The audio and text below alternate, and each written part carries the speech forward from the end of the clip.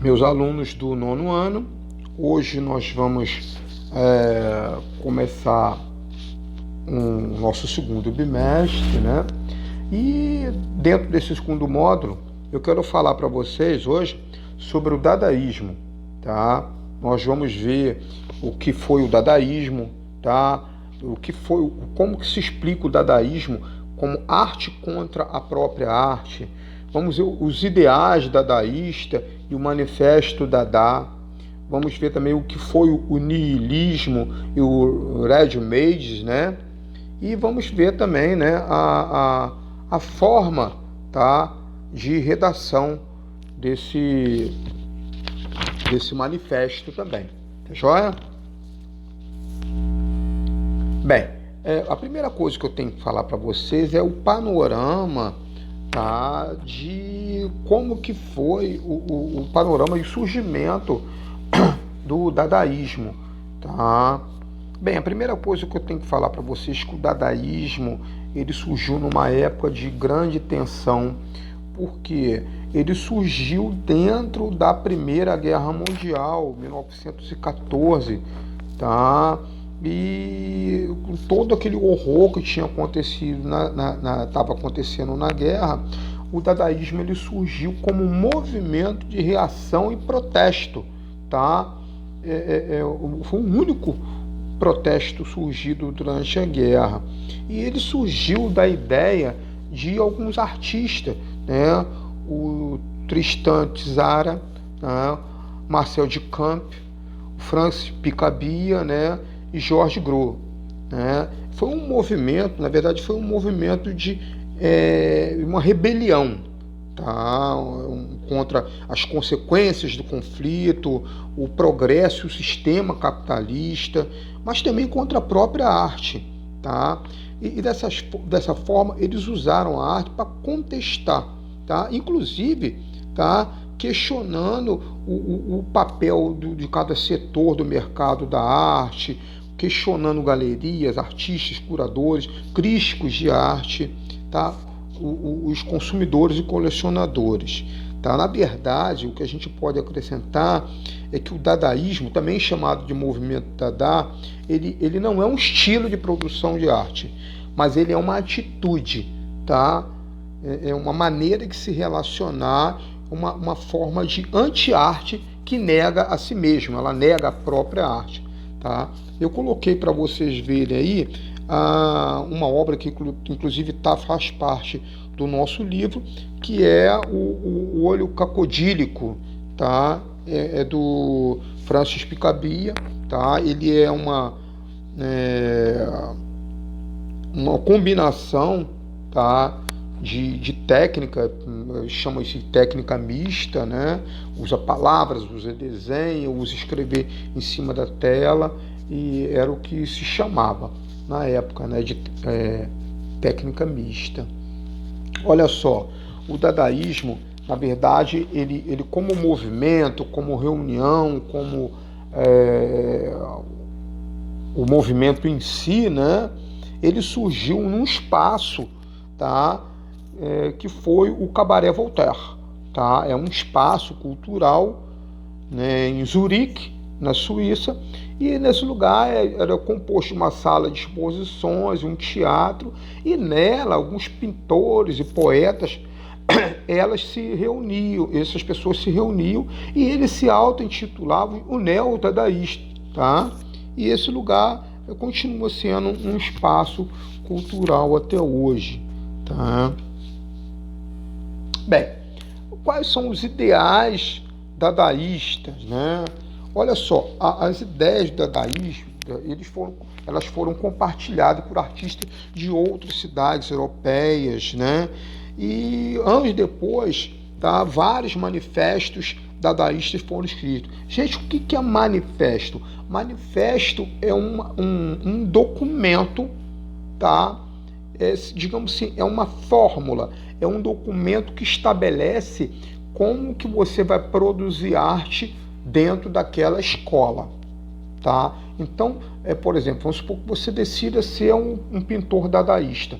Então, para você pintar a arte dadaísta, você produzir arte dadaísta, sua arte tem que ter essas características, tem que ter feito dessa forma, tem que estar enquadrado dentro daquilo ali que o manifesto estabelece, tá? Então, em 1918, o poeta romeno Tristan Tzara, tá? Ele escreveu, ele publicou na revista Dada 3, tá? Dada 3, o manifesto dadaísta, tá? E ele apresentou esse manifesto aos outros demais vanguardistas, né, outros artistas, afirmando que o futurismo e o expressionismo, por exemplo, tinha uma visão otimista de que a Europa em guerra ressurgiria da beleza, ao passo que o dadaísmo não tinha a esperança de absolutamente nada, tá? É importante vocês saberem que nessa época, até por causa da guerra, pairava, né, entre os artistas dadás, né, uma atmosfera de um pensamento pessimista, tá? E isso que a gente chama de niilismo dadaísta, tá? O que é o niilismo dadaísta? Primeiro, deixa eu explicar o que é niilismo. O niilismo, ele prega a anulação da existência, tá? O nihil, tá? Nihil é uma palavra latina que significa nada. E o ismo, tá? É uma ideologia. Então, uma ideologia que nega a existência, tá? A palavra dada em francês significa cavalo de brinquedo, tá? E em romeno significa sim, sim, tá? Então, segundo o Tristan Tzara, o termo dada não significa nada, né? Bem, o niilismo e o ready-made, tá? Então, o niilismo, ele nega a anulação da existência, tá? Nihil, latim, significa nada. Ismo faz referência a uma ideologia, uma incoerência no discurso, tá? Então, a obra de Marcel Duchamp, de 1912, tá? Ela foi rejeitada no Salão dos Independentes. É o nu descendo as escadas, tá? Na verdade, nessa obra, essa obra ela foi negada, tá? Porque ele mistura o movimento do futurismo, né? Eu falei para vocês que o futurismo ele faz a obra sobreposta para dar uma ideia de movimento. E a gente pode notar também que ele misturou o futurismo com o cubismo.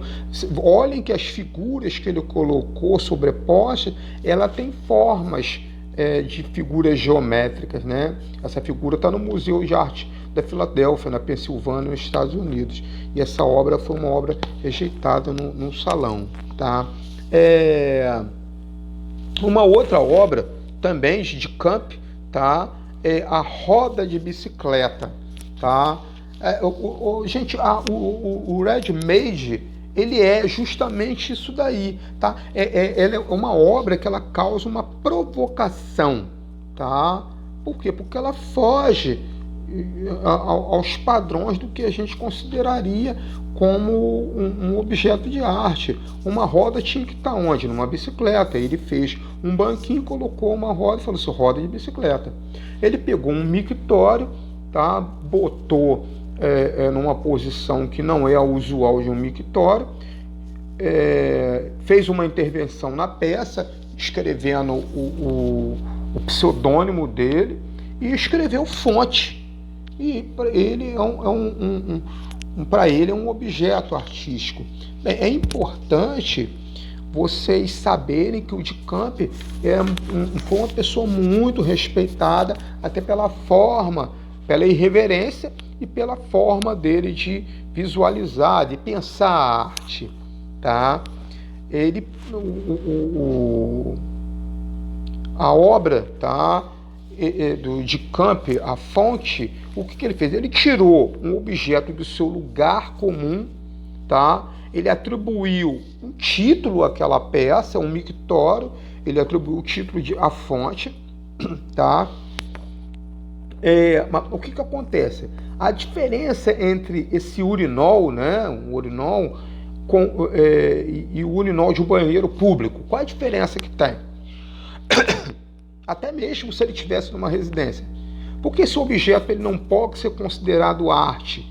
O da nossa casa pode ser considerado arte ou não?